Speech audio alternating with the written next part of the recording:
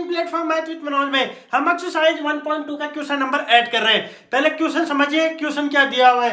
Question दिया हुआ है कि let A and B be set, यानी ए और बी है वो दो सेट दिए हुए हैं अपन को, और जो अपना फंक्शन है वो इस तरीके से डिफाइन है कि f from A cross B to B cross है।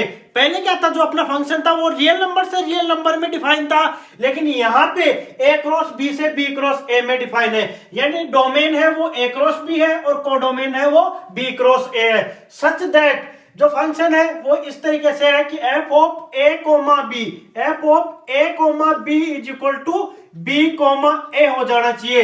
इज बाइजेक्टिव फंक्शन, ये अपन को शो करना है, यानी ये जो है वो बाइजेक्टिव फंक्शन है, यानी 1 1 भी है और ऑन टू भी है। जो फंक्शन 1 1 और ऑन टू दोनों होता है वो बाइजेक्टिव फंक्शन होता है। तो सबसे पहले अपन एरो डायग्राम बनाते हैं अपना।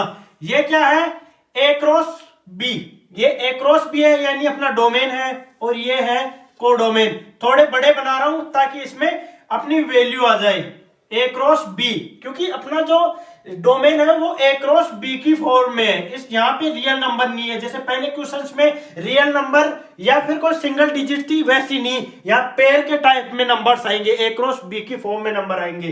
तो ये क्या है, ए क्रॉस बी है, और ये है वो है बी क्रॉस ए। ये कोडोमेन है, ये हो गया अपना डोमेन। जैसे ये क्या दिया हुआ है कि इस तरीके से अपनी मैपिंग है, यानी इस तरीके से फंक्शन डिफाइन है ए क्रॉस बी से बी क्रॉस ए में। तो जैसे यहां पे मैं नंबर ले रहा हूं ए कोमा बी, कोई नंबर ले रहा हूं, तो वो यहां पे इंटरचेंज होके अपन को मिलेगा बी कोमा ए कोमा बी मैप हो जाएगा बी कोमा ए पे। यहां पे मैं कोई भी वैल्यू ले रहा हूं एक्स कोमा वाई, यहां पे एक्स कोमा वाई ले रहा हूं, तो वो यहाँ पे क्या हो जाएगी वाई कोमा ए, इस तरीके से मैपिंग हो जाएगी। ठीक है, ए नहीं सॉरी अक्स, यहाँ पे अक्स आ जाएगा, ये अक्स यहाँ पे मैं पुट कर रहा हूं, जैसे a1 कोमा b1 पुट कर रहा हूं, a1 कोमा b1, तो यहाँ पे आ जाएगी वो b1 कोमा a1, इस तरीके से मैपिंग होगी।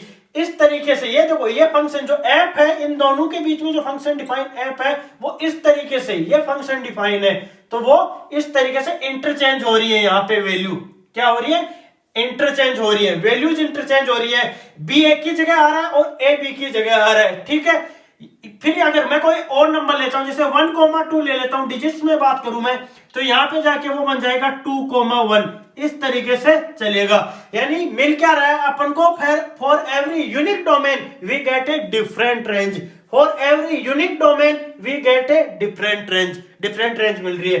तो 1 1 के लिए अपन क्या लिख देंगे, जो अब तक क्वेश्चंस में लिखते आ रहे हैं वो यहाँ पे लिख देंगे कि for every unique domain, for every unique domain we get different range मिल रही है अपन को। सो 1 1 फंक्शन, सो 1 1 फंक्शन, ये हो जाएगा 1 1 फंक्शन, इस तरीके से अपन लिख देंगे। फिर आगे बढ़ते हैं, ऑन टू के लिए बात करते हैं। ये हो गया अपना 1 1, यानी ये जो फंक्शन है ये 1 1 है। अब अपन बात करते हैं ऑन टू के लिए। तो ऑन टू की बात आ रही है तो क्या हो जाना चाहिए, range is equal to codomain. क्या हो जाना चाहिए, range is equal to codomain, range is equal to codomain. ठीक है, तो कोडोमेन क्या है अपनी, सबसे पहले कोडोमेन लिखो। कोडोमेन अपनी क्या है, वो है कोडोमेन है वो है बी ए, जैसे ये ले रहा हूं मैं यहाँ पे, ये है मिल रही है अपन को बी ए वाई एक्स। ठीक है, क्या मिल रही है वाई एक्स कोमा b1